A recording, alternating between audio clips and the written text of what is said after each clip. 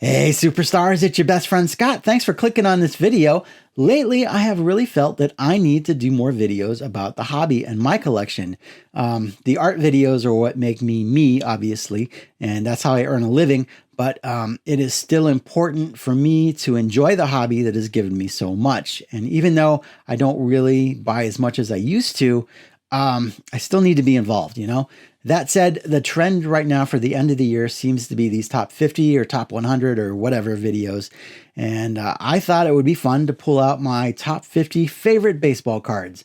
These are not based on value, but I tried to put them in order anyway.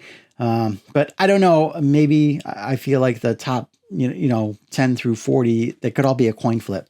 I got a lot of cards to show you, so let's get to it. Number 50, 1987 Topps Julio Franco autographed. I believe that this was from my very first card show, and I stood in line for Julio Franco and Joe Carter's autographs. They were the very first baseball players I ever met in person, and they were huge. Number 49, 1991 Stadium Club Steve Olin autograph. Everybody remembers when Steve Olin died in a tragic boating accident in spring training. Just a very vivid memory from the early days of my fandom. Number 48, 1951, Burke Ross Al Rosen. This was a gift from Four Leaf. At the National in Cleveland, we were playing silly games at the Misfit House, and he was giving away prizes. And the Burke Ross Rosen was one of them, and I didn't have it, and I wanted it. And I won some other cool cards, but I did not win this one. And then, a couple months later, this guy showed up in my mailbox. Number 47, 1936 Diamond Stars Earl Averill. I bought this at the 2021 National in Chicago from my LCS, who is set up there. It's an amazing shape, but some kid punched a heart-shaped hole in it, so I've always loved that some kid ruined it so I could buy it for 20 bucks. Number 46, 1951, Burke Ross Bob Lemon. A very generous gift from my bestie Doug from DK Cardboard. Number 45, 1952, Burke Ross Bob Feller. Another very generous gift from my bestie Rick from Vintage Oddball Cards. Number 44, 1948, Exhibit Satchel Paige. This would probably be higher if it were in better shape. I won it on eBay for a ridiculously low price, but that crease kind of bugs me just a little bit, but I am still proud to own it. Number 43, 1958, Topps Don Mossi. Gifted to me by my besties Andy from Flying Dutchman Cards and Doug from Don't Talk to Robots at the 2021 National. I had to get a Mossi on this list, and this one is literally a piece of art. Number 42, 1949 Leaf, Jim Hegan. Just because I've always thought this was a very beautiful card of a really good player that nobody collects. Number 41, 1948 Topps Magic Cleveland Indians. This was a Christmas gift from my bestie Eddie from Eddie's Cardboard Chaos. I had decided that I wanted one of these Topps Magic cards, but hadn't gotten around to looking for one yet. And then Santa Eddie somehow knew just what to get me. Number 40, 1952, Redman Bob Feller.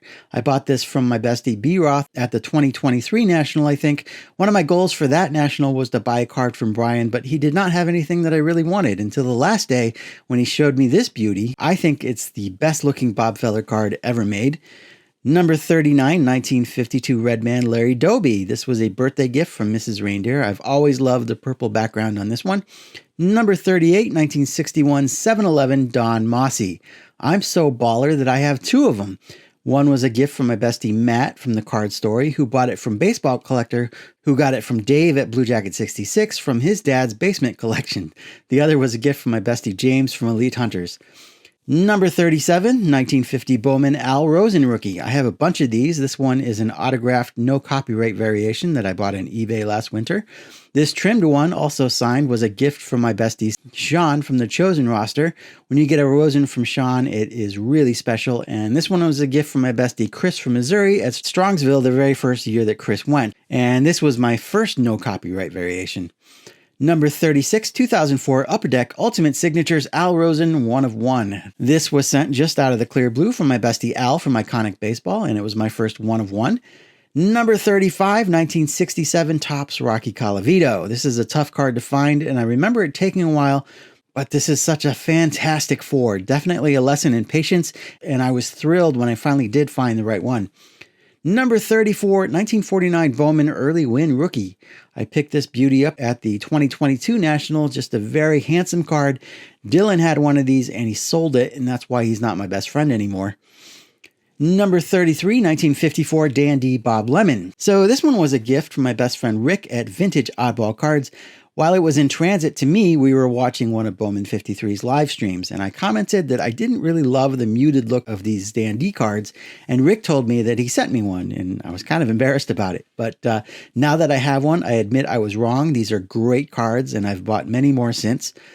Number 32, 2014 National Treasures Satchel Paige and 2005 Upper Deck Sweet Spot Satchel Paige relics. One of my favorite commissions was the Parallax Satchel Paige piece I did for my bestie George at Diamond Yard Sports Cards. I got to give it to him in person at the 2022 National, and he paid me, but he was so thrilled that he actually tipped me with the satchel relic. And then the next day, he gifted me another Satchel Paige relic. Super, super kind of George. Number 31, 1928 W502 Joe Sewell. I'm a big Joel Sewell fan. His career was fascinating, and this was my very first Playing Days Joel Sewell card. Number 30, 1922 E121 Stan Kovaleski. Also a big Kovaleski fan, and this was my first Playing Days Kovaleski card. I picked this one up at the Mainline show in Pittsburgh a few years ago. Number 29, 1967 Venezuelan Retirado Bob Feller. Another Mainline show find, just a super cool card. Number 28, 1931 W517 Joe Sewell autograph. Playing Days autograph Joe Sewell card, yes please. I found this one at the Mainline show last fall. I had almost pulled the trigger on this one a few times at some shows before, but it was time. Number 27, 1921 W516-2-1 Tris Speaker. I bought this one at the 2021 National. It was one of my absolute favorite cards for a long, long time, and it still is my only Tris Speaker card. I need to find some more Tris cards.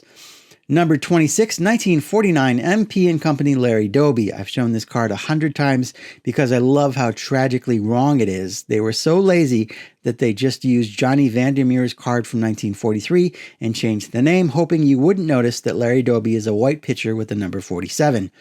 Number 25, 1933 Tattoo Orbit Earl Averill. I searched for this card for probably 3 years before I found one, and I found a beauty. Number 24, 1910 T206 Nap Lajoie Bat on Shoulder. I bought this one from Ash at the National in 2023, and my bestie Rick was with me, providing me with some insight. Beautiful, beautiful front with a good amount of back damage, so I just don't turn it around. Number 23, 1951 Wheaties Bob Feller. I found this at the Mainline show in Pittsburgh again. I was hanging out with my besties Mike, Canadian Cards, and Steven with the PH. This wasn't on my radar at all, but when I saw it, I just had to have it. It's just gorgeous. Number 22, 1940 Playball Raleigh Hemsley. I collect Raleigh Hemsley for personal reasons, and this was a very thoughtful gift from my bestie Don at Strongsville last year. Number 21, 1948 Bowman Bob Feller autographed. I bought this in a lot on eBay while I was at the National in Atlantic City, I think. I'd been searching for a 48 Bowman Feller, but I wasn't expecting an autographed one, and I got a great deal on it. Number 20, 1949 Bowman Bob Feller. This was a gift from my best friend Chris from Missouri again at Strongsville 2 years ago. It was on my radar for a while, but I couldn't find the right copy. Chris didn't even know I was looking for it, but coming from Chris, it makes it the perfect copy. Number 19, 1911 T206 Ted Easterly. And you're like, who? But this is a part of my getting back into the hobby story, which I'll go over again soon in another video. But I bought this in 2018, and it was the first card that I bought since 1994. Number 18, 1957 Topps Rocky Colavito Rookie. Just a gorgeous copy of this card. I had looked for one for a little while, and I found this guy on eBay. Got a great deal because it's graded a 5. But if I cracked it out and cleaned up the wax on the back, I'm sure it would be at least a 7 or an 8. It's amazing. Number 17, 2024 Topps Chrome Black Jose Ramirez autograph. So last year, about this time, I had a pretty big health scare and it kind of shook me up. So I ended up spending the night in the hospital. And when I came home the next day, my best friend, the legendary Bradley Claus, he hit me really hard with this absolutely amazing card. He didn't know my situation at all. He was just being awesome. And I may have cried a little bit.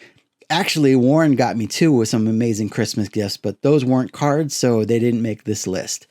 Number 16, 1910, American Caramel Addie Joss. I picked this bad boy up at Strongsville last spring with some encouragement from my besties Sammy Thunder and Andrew from Nuff Said Cards. Number 15, 1949 Leaf Joe Gordon. I paid $35 for this ungraded at a card show before I knew how much Joe meant to the whole Larry Doby story. And sometimes you pick up a card because it's cool and you learn to love it even more after time. Number 14, 1941 Playball Raleigh Hemsley. Same thing here. I completed the 1941 Playball Cleveland Indians team set. It's got no superstars or anything special, but learning about Raleigh Hemsley and his story, and even later I learned that my aunt knew him, this one means a lot more to me now than it did when I bought it. Number 13, 1954 Wilson Franks Bob Feller. I picked this one up at the 2024 National in Cleveland. It took me a while to find one of these. Number 12, 1954 Red Heart Al Rosen. I was on the hunt for a really clean, well-centered copy because I just think this is a beautiful card. And after a good amount of searching, I did find the right one.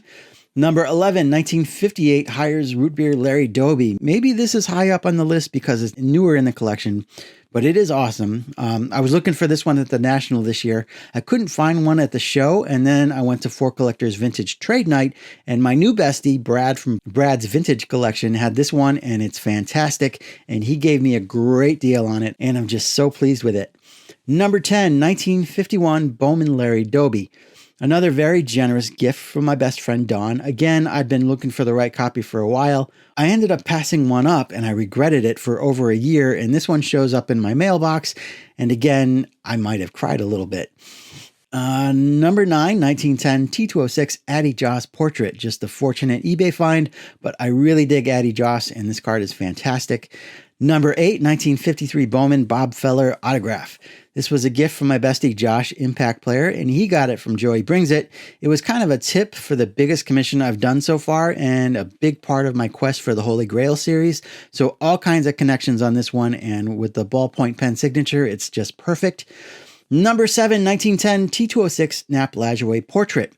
Okay, another great-looking T206 Lajoie with some back damage. I got this at the National in Atlantic City with leftover money from my Holy Grail project, and I remember getting some great news about my son's health right before I pulled the trigger on this guy. Number 6, 2025 Martin Diego ACEO Art Card. I don't know if this seems self-serving, but this project meant a whole lot. Just being able to honor my bestie Orlando, who signed this one, and what he's going through. But not only Orlando, but Nina and Mike Rhodes and Carl. We all know someone who's had to deal with cancer, right? And I'm no doctor, obviously, but I found a way that I could do something, and that feels really good. Number 5, 1959 Topps Destruction Crew Autographed. This is the best baseball card ever made, and to have it signed by all three guys is super cool. My bestie Tony Black, he found the eBay listing for me, and I bid pretty strong, and I still got a great deal on it. Very, very proud to own this one. Number 4, 1949 Bowman Larry Doby Rookie. Now, Chris from Missouri had his fingerprints all over this list. The first time I met him at the National in Atlantic City, he had just bought a copy of this card, and I was immediately jealous. I knew I had to have one. Cut to a year later, an hour into the Chicago National, I saw this one, but it would eat up most of my budget for the week. Chris shows up at that very moment asking me what I'm looking for, and I point to this card.